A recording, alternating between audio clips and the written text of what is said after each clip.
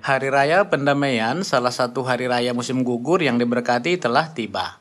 Selamat pagi, semoga Tuhan memberkati pada hari raya ini. Hari ini, pada pertemuan kudus Hari Raya Pendamaian, mari kita memikirkan kembali semua dosa kita. Melalui hari raya ini, mari kita bersyukur kepada Bapa Surgawi dan Ibu Surgawi atas pengorbanan dan kasih karunia mereka. Bapa dan Ibu menebus kita dari semua dosa besar kita yang tidak terampuni. Melalui Hari Raya Pendamaian ini, mari kita sungguh-sungguh memanjatkan doa pertobatan kepada Tuhan untuk penebusan dosa-dosa kita, agar menjadi karya pertobatan sejati yang berkenan kepada Tuhan, seperti persembahan Habel bisa terlaksana. Dengan berkat Roh Kudus hujan akhir musim, mari kita memberitakan kebenaran hidup kepada semua umat manusia. Saya percaya bahwa pekerjaan besar untuk mempercepat hari ketika Bapa akan datang ke bumi pasti segera terjadi. Ibu berdoa untuk kita dan untuk pengampunan dosa-dosa kita. Sebagai anak-anaknya, kita tidak boleh lagi berbuat dosa agar doa ibu tidak sia-sia. Tuhan akan memberikan Roh Kudus hujan akhir musim kepada kita saat kita suci dan murni. Saya berharap kita dapat meminta berkat ini dan pengampunan dosa sambil bertobat. Hari ini, sebagai umat yang merayakan Hari Raya Tuhan, kita perlu melihat asal mula dan tata upacara Hari Raya Pendamaian dan maknanya. Dalam kalender suci, Hari Raya Pendamaian harus dirayakan pada tanggal 10 bulan ke-7.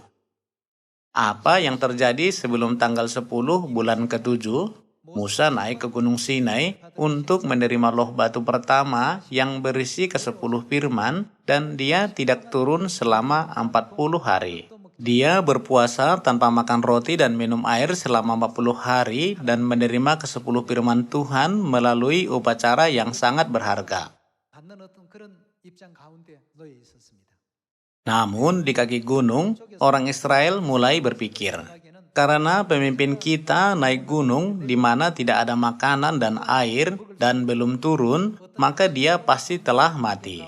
Mereka sampai pada kesimpulan bahwa mereka harus membuat Tuhan lain untuk diri mereka sendiri. Mereka membutuhkan seorang pemimpin yang bisa memimpin mereka ke tanah Kanaan yang berlimpah susu dan madu.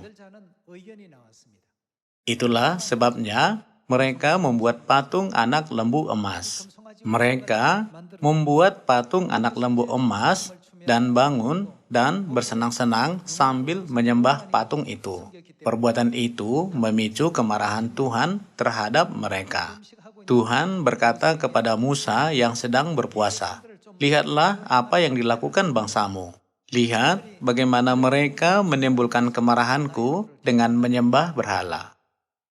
Ketika Musa turun gunung dengan ke-10 firman, dia menjadi marah. Menurut catatan Alkitab, Musa digambarkan begitu lembut dan memiliki sifat paling baik hati dari semua orang yang hidup di bumi. Tetapi ketika dia melihat bangsanya sedang menentang dan melawan kehendak Tuhan, kemarahannya meledak. Musa melihat bangsa itu tidak bisa memahami kehendak agung Tuhan untuk menyelamatkan mereka setelah membebaskan mereka dari perbudakan di Mesir, tanah dosa, dan untuk membawa mereka ke tanah Kanaan yang mengalir susu dan madu. Dia menyayangkan dan cemas sekali karena mereka dengan mudah berpaling dari Tuhan dan menyembah dewa lain.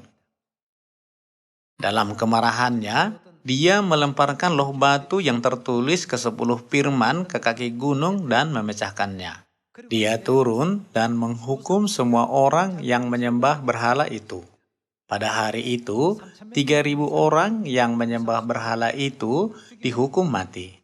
Sejak hari itu, orang-orang bertobat sepenuhnya dari dosa-dosa yang telah dilakukannya, dan dengan sungguh-sungguh mereka memohon pengampunan dosa kepada Tuhan. Ketika Tuhan melihat mereka benar-benar bertobat dari dosa-dosa mereka yang jahat, Dia memerintahkan Musa untuk naik ke gunung sekali lagi untuk memberinya ke-10 firman sekali lagi. Dengan demikian, Musa naik ke Gunung Sinai untuk menerima ke-10 firman sekali lagi pada hari pertama bulan ke-6 dalam kalender suci. Pada hari pertama bulan ke-6, dia naik ke gunung dan setelah dia berpuasa selama 40 hari lagi, itu adalah tanggal 10 bulan ke-7. Tuhan memilih hari di mana Musa turun dengan ke-10 firman untuk kedua kalinya dan menetapkan hari itu sebagai hari raya pendamaian, menunjukkan bahwa Tuhan mengampuni dosa-dosa Israel. Jadi, setiap tahun, pada tanggal 10 bulan ke-7 dalam kalender suci, imam besar memasuki tempat Maha Kudus. Biasanya, ketika para imam melakukan upacara penebusan dosa rakyat, mereka biasanya melakukannya di mezbah di luar tempat kudus. Mereka diizinkan memasuki tempat kudus setiap hari, tetapi hanya imam besar saja bisa memasuki tempat Maha Kudus setahun sekali pada hari raya pendamaian. Hari ini adalah hari itu. Hari raya pendamaian yang kita rayakan hari ini adalah hari besar dan penuh makna di mana Tuhan mengampuni segala dosa rakyat biasa dan bahkan dosa para imam. Tuhan mengampuni semua dosa seluruh komunitas Israel pada hari ini. Hari ini, mari kita mempelajari melalui Alkitab tentang tata upacara yang dilakukan pada hari raya pendamaian dalam hukum perjanjian lama. Dengan ini, mari kita belajar tentang jenis korban persembahan yang digenapi Yesus untuk menebus dosa kita pada zaman perjanjian baru. Mari kita lihat firman Tuhan di kitab Zefania pasal 3 ayat 16, bagian dari perjanjian lama. Pada hari itu akan dikatakan kepada Yerusalem, "Janganlah takut, hai Sion. Janganlah tanganmu menjadi lemah lesu. Tuhan Allahmu ada di antaramu sebagai pahlawan yang memberi kemenangan. Ia bergirang karena engkau dengan sukacita, ia membaharui engkau dalam kasih-Nya, ia bersorak-sorak karena engkau dengan sorak-sorai, seperti pada hari pertemuan raya. Aku akan mengangkat malapetaka daripadamu, sehingga oleh karenanya engkau tidak lagi menanggung cela. Sesungguhnya, pada waktu itu, aku akan bertindak terhadap segala penindasmu, tetapi aku akan menyelamatkan yang pincang, mengumpulkan yang terpencar, dan akan membuat mereka yang mendapat malu menjadi kepujian dan kenamaan di seluruh bumi. Pada waktu itu, aku akan membawa kamu pulang, yakni pada waktu aku mengumpulkan kamu, sebab aku mau membuat kamu menjadi kenamaan dan kepujian di antara segala bangsa di bumi, dengan memulihkan keadaanmu di depan mata mereka. Firman Tuhan. Menurut nubuat tentang hari-hari terakhir, pada waktu itu, Tuhan akan mengumpulkan semua orang yang berpikir, bagaimana saya bisa merayakan hari raya Tuhan dengan benar? Dia mencari orang-orang ini sehingga mereka bisa menerima pengampunan dosa, keselamatan, dan hidup yang kekal. Tuhan sedang mengumpulkan orang-orang yang merayakan hari rayanya. Hari ini, Hari Raya Pendamaian adalah salah satu dari hari raya itu. Mari kita cari tahu tanggal Hari Raya Pendamaian dalam kitab Imamat pasal 23. Mari kita baca Imamat pasal 23 ayat 4. Dalam pasal 23 ayat 4 tertulis, "Inilah hari-hari raya yang ditetapkan Tuhan, hari-hari pertemuan kudus yang harus kamu maklumkan masing-masing pada waktunya yang tetap. Di antara hari-hari raya pada tanggal 14 bulan yang pertama pada waktu senja ada Paskah bagi Tuhan. Dan pada hari yang ke-15 bulan itu ada hari raya roti tidak beragi." Dia menjelaskan hari ke-15 bulan itu adalah hari raya roti tidak beragi dan terus menjelaskan 7 hari raya yang dimulai dari Paskah dan hari raya roti tidak beragi. Mari kita baca Imamat pasal 23 ayat 26. Tuhan berfirman kepada Musa, "Akan tetapi pada tanggal 10 bulan yang ke-7 itu ada hari apa? Hari pendamaian, untuk menghapus dosamu. Kamu harus mengadakan pertemuan kudus dan harus merendahkan diri dengan berpuasa dan mempersembahkan korban api-apian kepada Tuhan." Beginilah cara Tuhan menetapkan tanggal 10 bulan ke-7 dalam kalender suci sebagai hari raya pendamaian. Dalam hari raya pendamaian ini, upacara apa yang terkandung dan apa maknanya? Mari kita mencari tahunya melalui Imamat pasal 16. Imamat pasal 16. Di antara tata upacara pada hari raya pendamaian, kita harus merenungkan mengenai imam besar yang memasuki tempat maha kudus hanya setahun sekali dengan darah kambing yang dipersembahkan sebagai korban penghapus dosa. Ayat 6 kita baca. Kemudian Harun harus mempersembahkan lembu jantan yang akan menjadi korban penghapus dosa baginya sendiri dan bagi keluarganya.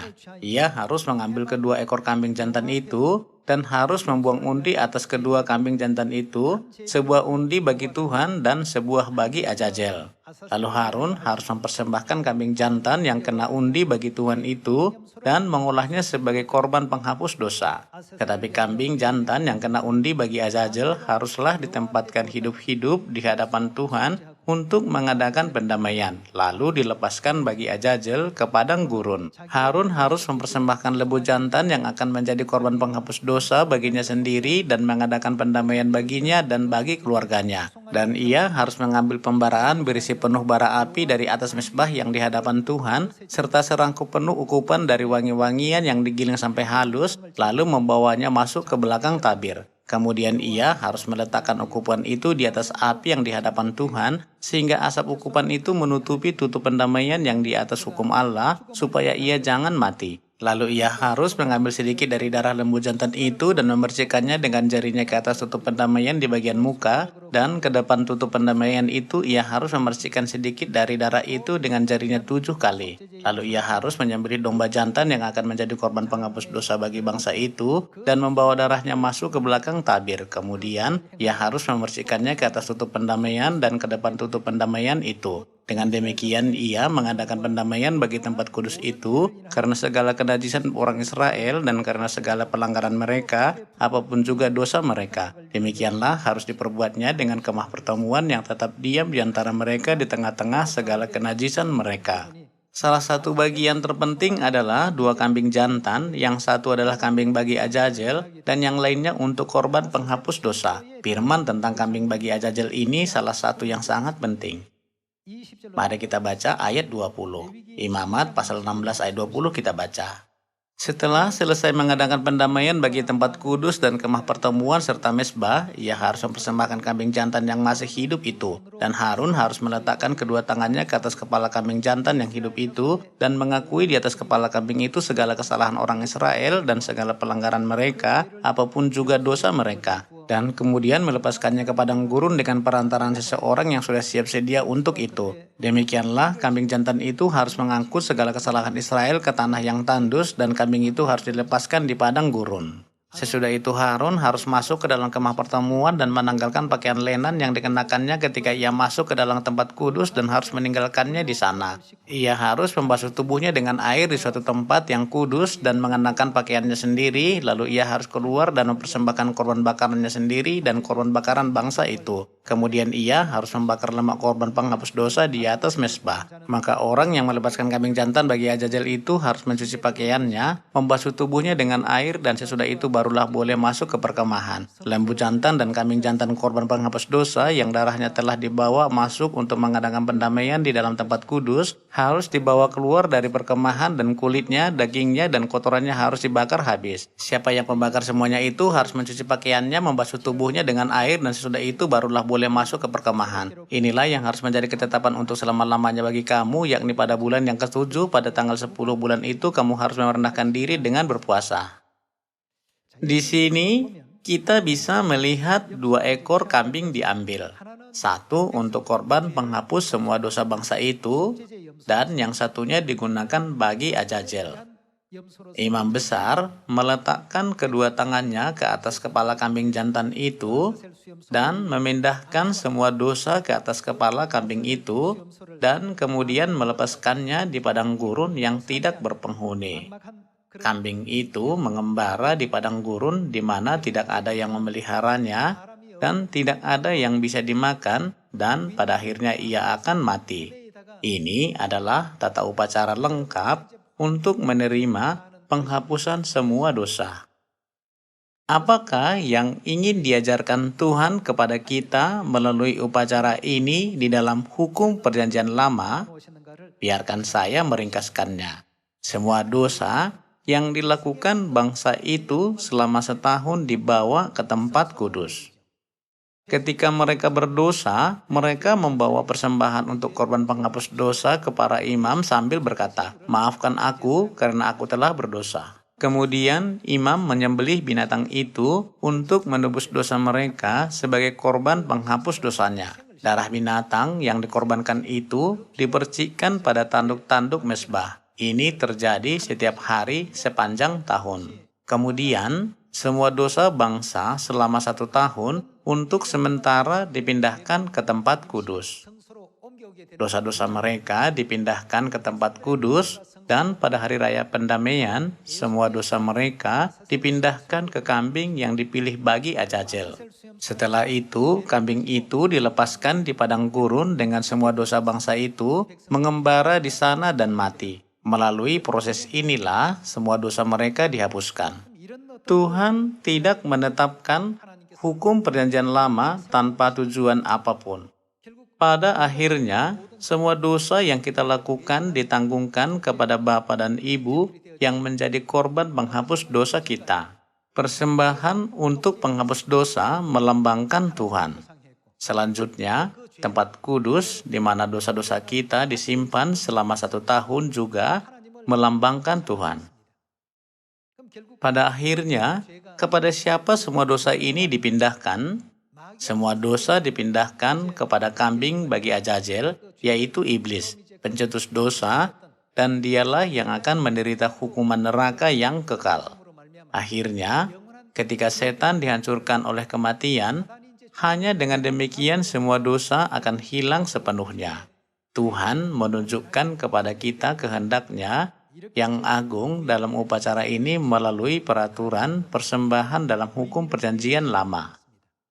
Mari kita pelajari hal ini lebih dalam satu persatu melalui Alkitab. Mari kita buka kitab Yeremia pasal 17.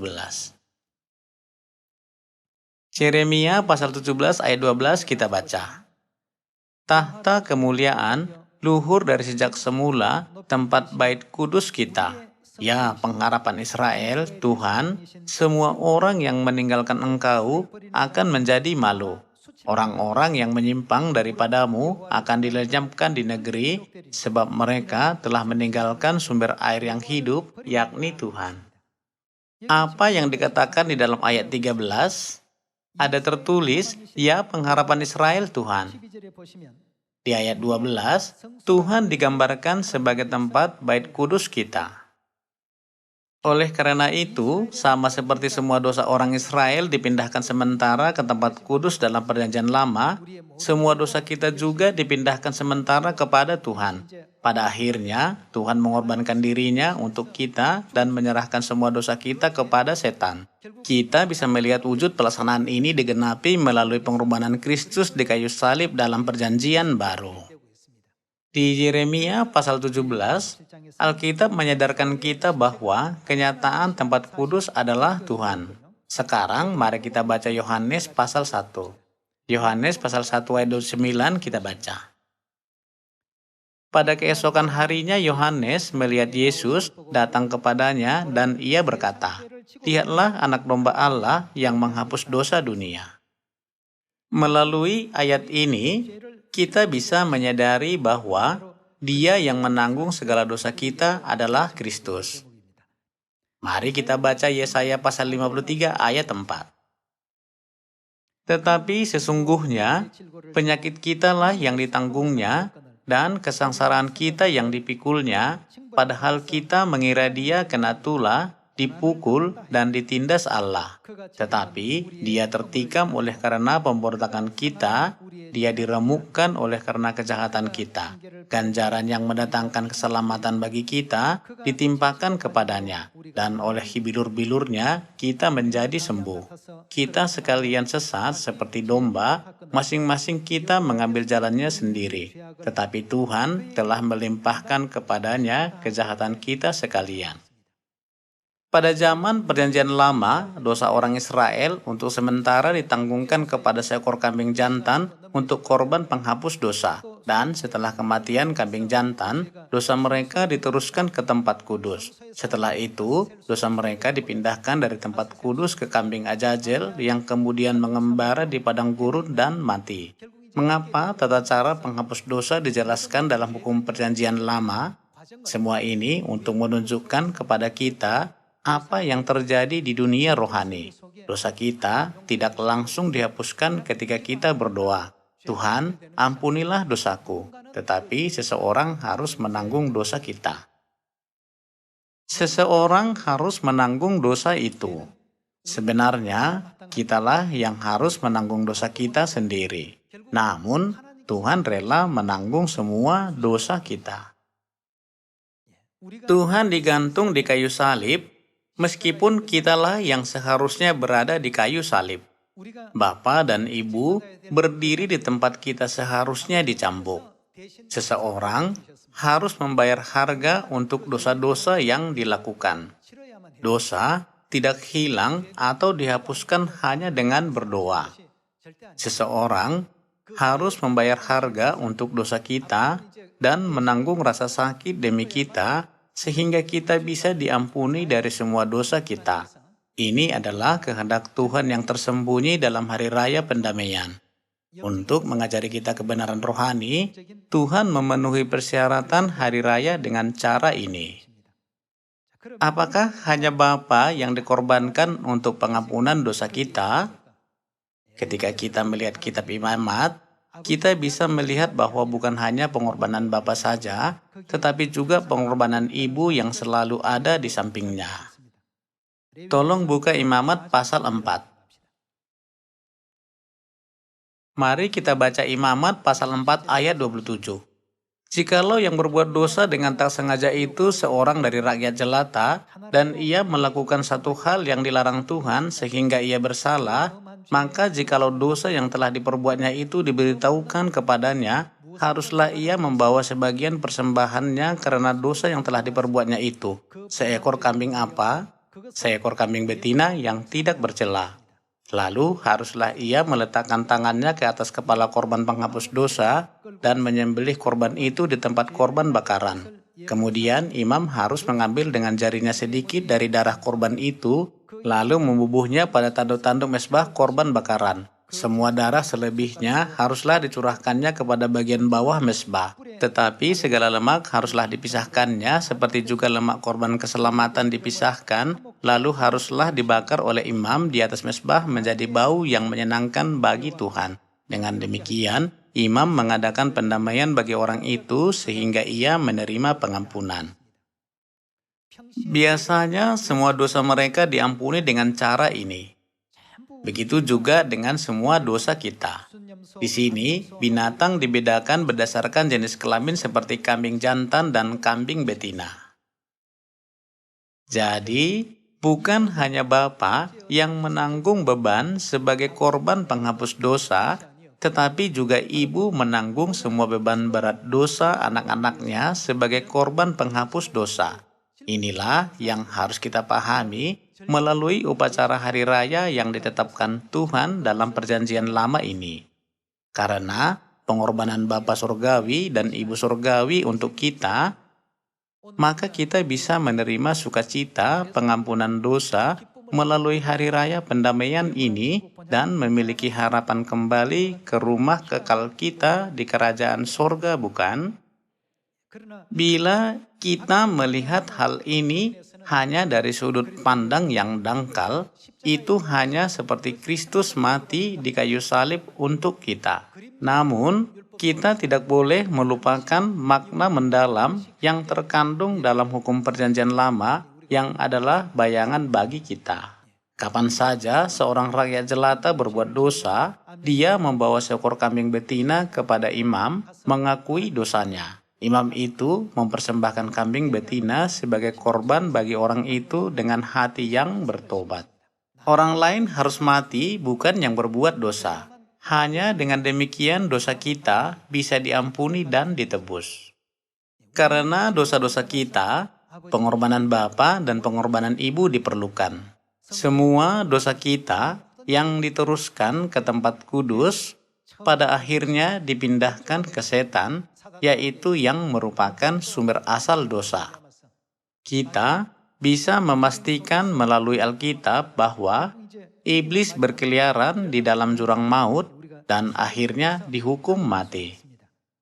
Mari kita baca Wahyu pasal 20 ayat 10. Pasal 20 ayat 10 kita baca. Dan iblis yang menyesatkan mereka dilemparkan ke dalam lautan api dan belerang, yaitu tempat binatang dan nabi palsu itu, dan mereka disiksa siang malam sampai selama-lamanya. Pada akhirnya, iblis dilemparkan ke tempat kematian, menderita hukuman, disiksa siang dan malam, dan akhirnya binasa. Hal ini ditegaskan dalam kitab Wahyu. Mengenai hal ini, Tuhan sudah menunjukkan kepada kita melalui bayangan, yaitu perjanjian lama, bahwa kambing Azazel harus mengembara di padang gurun dan akhirnya mati di sana. Ini adalah proses dosa dihapuskan. Kita harus menyadari bahwa jika kita terus berbuat dosa dan hidup dalam dosa, kita hanya menimbulkan lebih banyak rasa sakit dan penderitaan kepada Bapa Surgawi dan Ibu Surgawi kita setiap hari. Pada hari raya pendamaian ini, mari kita mengakui segala dosa dan pelanggaran yang telah kita perbuat secara sadar dan tidak sadar. Kita berdosa di sorga dan dicampakkan ke bumi, kota perlindungan. Kita tidak boleh hidup sombong di bumi ini dan melawan kehendak Tuhan tanpa menyadari bahwa kita adalah orang berdosa. Bumi ini adalah kota perlindungan rohani, yaitu penjara bagi jiwa kita.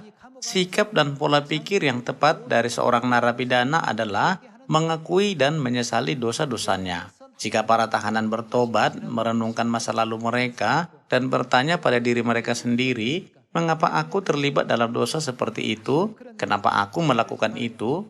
Aku tidak akan pernah melakukan kesalahan seperti itu lagi. Bukankah ada kasus di mana narapidana yang bertobat bisa dengan cepat dibebaskan berdasarkan perilaku yang baik? Hari ini dan setiap hari mulai sekarang, janganlah kita melupakan bahwa kita adalah orang berdosa di hadapan Tuhan, sama seperti dua pemungut cukai. Pada hari raya pendamaian ini, kita tidak boleh melupakan kasih karunia Bapa Surgawi dan Ibu Surgawi yang dikorbankan di kayu salib karena dosa kita dan dikorbankan di mezbah sebagai korban bakaran. Karena itu, kita tidak boleh mengakhiri hari raya ini dengan merasa puas karena penebusan dosa dan pertobatan diri kita sendiri, tetapi kita harus memikirkan semua umat manusia yang belum memahami mengapa mereka datang ke bumi ini dan memberitakan kepada mereka, kamu adalah malaikat yang berdosa di sorga dan turun ke bumi ini, jadi marilah kita bertobat dan kembali ke rumah surgawi kita. Tuhan berkata bahwa jika kita masuk ke dalam kebenaran perjanjian baru dan melakukan dosa lagi, tidak ada lagi korban untuk menghapus dosa itu. Tidak ada lagi kesempatan untuk pengampunan dosa. Saya meminta Anda untuk berpegang pada kasih karunia untuk penebusan dan tidak kehilangannya. Saya menutup khotbah hari ini. Terima kasih.